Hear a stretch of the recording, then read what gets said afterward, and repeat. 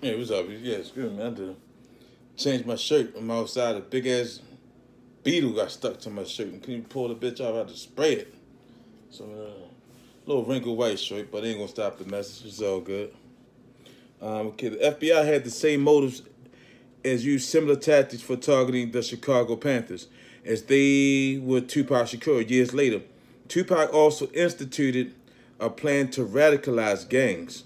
The FBI worked with police gang intelligence units against the Chicago Panthers and recruited undercover Panther infiltrator William O'Neill by letting him off of several charges. So what they do, they'll get infiltrators they'll get people who got caught doing charges that they can get hit with a whole lot of time with, but then they'll make a deal with them. They'll let them off, providing that they help them take down various targets or government threats.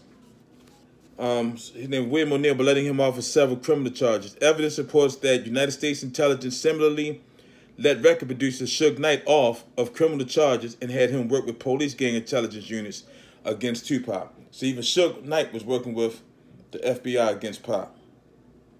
Okay, Chicago police came out to make a twilight raid on the Panthers, assassinated Fred Hampton, in particular an attempt to murder many other Panthers. Trial transcripts evidence support this admission after the FBI made up a claim that the Panthers killed a cop. Police raided Hampton's home with artillery that included a machine gun. They wounded many Panther members sleeping there. They also killed Hampton, who remained asleep in his bed after an undercover agent in the Panthers drugged the punch he had with dinner. In that raid, police further murdered a visiting Southern Illinois Panther captain named Mark Clark. A further FBI assistant director came in for the cover-up while his son led attacks in Los Angeles. High-level FBI supervisor Richard Held came in as the new Chicago chief while his son Richard Held supervised the Los Angeles FBI COINTELPRO unit. Only after many years did a federal judge rule that the operation was an FBI conspiracy and award the survivors close to $2 million. Richard Held orchestrated the attempted murder of Los Angeles Panther leader Geronimo Pratt. With the raid of the Los Angeles Panther office only 7 days after the Chicago raid, the FBI likely had added concerned police marksman shot up Pratt's bed through his window. Pratt luckily slept on the floor that night due to back injuries from the war and remained unharmed, though police arrested him for possibly harboring a fugitive. Held's targeting later included environmentalist Judy Barry, Huey Newton, and possibly Tupac.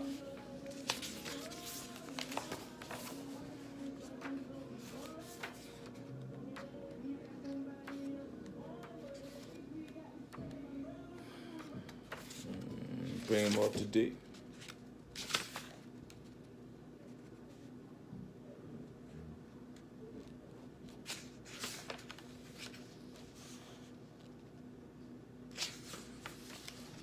Not long after the jury went to her deliberations on their verdict at a Phoenix Shakur New York Panther 21 trial early 1971, one of the Panthers' 21 defense attorney cross-examined undercover agent Eugene Roberts and reopened an important chapter of history. Afeni and Lamoma Shakur, as well as Huey Newton, as so many other Black Panthers leaders, had looked to Malcolm X as the inspiration in New York trial. Afeni implied that the Nation of Islam was not the real force behind Malcolm X's assassination. Among the undercover police agents infiltrating the New York Black Panthers, Eugene Roberts and two others were there from its inception, Bureau of Special Services. Agents Roberts had formerly infiltrated Malcolm X Muslim Mosque No. 1 in 1964. Malcolm X attempted to rebuild this mosque after Elijah Muhammad excommunicated him. Malcolm also started the activist group Organization of Afro-American Unity. That year, Roberts had become one of Malcolm X's bodyguards, moving up to the top among Malcolm X's OAAU security. After Panther 21 defense attorney Carol Lickford cross-examined Gene Roberts on his testimony regarding the Panthers, her husband and fellow Attorney General Lickford asked Roberts about a different subject. "Isn't it a fact that you helped murder Malcolm X?" "Yes," Afeni cried out from her chair. Much research backed defense attorney Lickford's accusation closer. Scrutiny of Malcolm X's life leading up to his murder supports the United States intelligence orchestrated his assassination, with the compendium of evidence that the United States military intelligence apparatus affected Martin Luther King's assassination.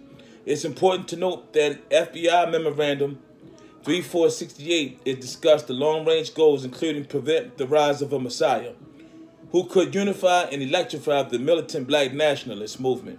Malcolm X might have been such a messiah.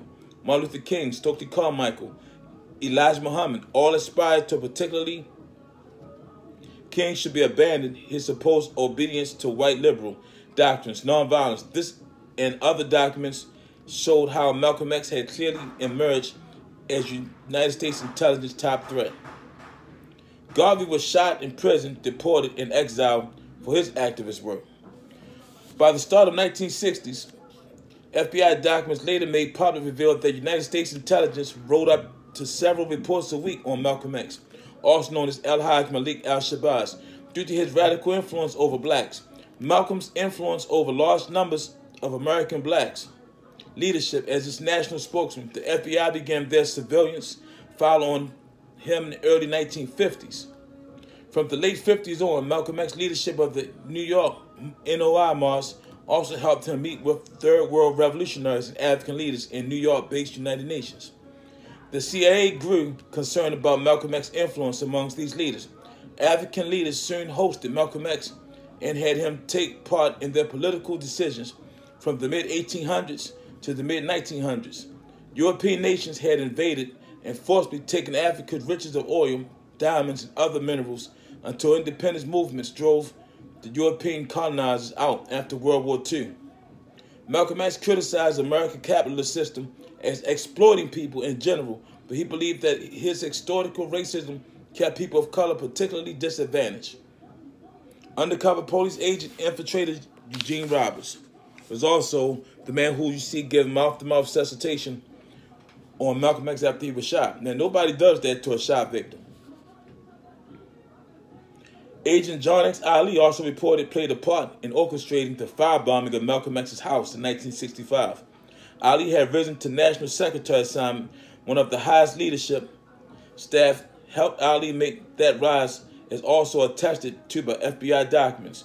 Malcolm X believed that the United States intelligence further set up his near-fatal poisoning in Cairo, Egypt.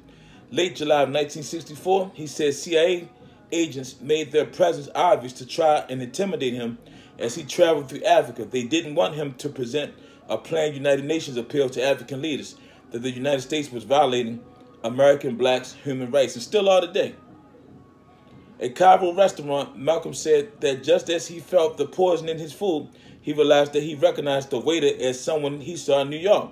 Rushed to the hospital, he was barely saved by stomach pumping. The attempting doctor said there was a toxic substance in his food. Malcolm X had been concerned about NOI death threats, but he knew that they didn't have global spy capacity. 7 other disclosures support Malcolm's belief that this was a CIA attempt on his life. A high-level African diplomat later stated planned Malcolm X's murder, and France barred Malcolm for the first time in fear of getting scapegoated for the assassination. The FBI director wrote a confidential memo on Malcolm X's travel plans through Britain and France. He sent it to the CIA director, the Army Intelligence Intel Chief, the Naval Intelligence Director, and the Air Force COINTEL Chief, as well as Intel Chiefs in London and Paris. One such memorandum on Malcolm and African leaders went directly to the CIA Director of Covert Action, Richard Helms, who had a key role in assassination plots. Furthermore, FBI and police behavior around Malcolm X's assassination on February 21st, 1965. Their role in it, an FBI document said undercover agent John Ali, but with Talmadge Hayer, also known as Thomas Hagen, one of the gunmen that shot Malcolm X. The night before the assassination, hotel information on Ali's stay in New York those days supported this. At the Audubon Ballroom Hall, where Malcolm X gave his last speech, uniformed police left the area, despite usually filling inside and outside the halls where Malcolm gave speeches. When cross-examined at New York Panther 21 trial in 1971, undercover police agent Gene Roberts said he was the first to arrive at Malcolm's body, and he proceeded to give Malcolm X mouth-to-mouth resuscitation. But Roberts revealed more in interviews decades later, which supports that his real role appeared to be checking Malcolm's vital signs to confirm the assassination. success. Roberts described the actions of Joanne Roberts, who was with him at the event when Malcolm X was shot. Malcolm's wife, Betty Shabazz, first tried to cover her daughter and screamed, "They're killing my husband." When the shooting stopped, Shabazz, the nurse, went to run to her husband, but Joanne Roberts grabbed her. Shabazz struggled to get free, threw Roberts into a wall, and ran to Malcolm. Gene Roberts said he was there checking Malcolm's pulse. He turned to Shabazz and said Malcolm X was dead. Roberts' admission bore even more importance due to its historical parallels. Previously noted attorney William Pepper extensively documented revelations on the role of undercover infiltrator, military intelligence agent Morrell McCullough in Martin Luther King's assassination. McCullough disclosed how he raced to and knelt over Martin Luther King as he lay bleeding from the fatal shot. Pepper noted that McCullough was apparently checking him for life signs, making sure the assassination was successful, and signaling to military intelligence that the Army snipers there as backup shooters weren't needed, as the contract shooter hadn't failed to kill King. They then communicated to Special Force Group snipers who were waiting for their shooting orders that they could disengage. Police officials' admission and later events supported the malevolent roles of the robbers without Gene Roberts' disclosure, and thus Shakur's Panther trial 6 years later.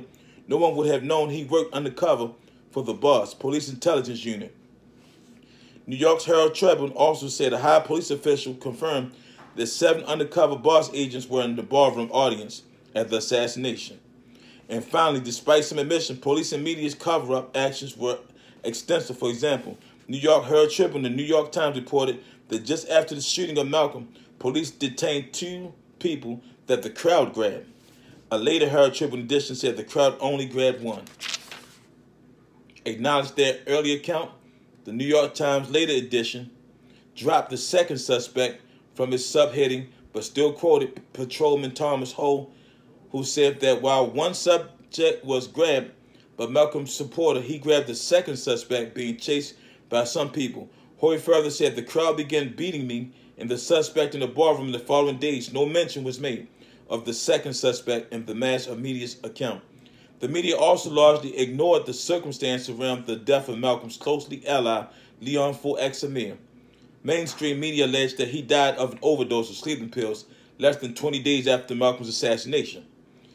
This happened just after Leon Fouex announced plans to produce tapes and documents of Malcolm's proving the government was responsible for his assassination.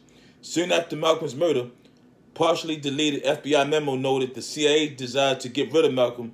It said a Life magazine reporter agreed with a source that the reporter should check out Washington and the CIA because they wanted Malcolm out of the way because he snuffed African relations for the United States, risking deals worth vast amounts of money for top American corporations. There you have it. So we'll continue next time. If y'all ain't got this book, definitely make sure you get it. This is a very, very powerful book. Get it before they take it off the market. Peace.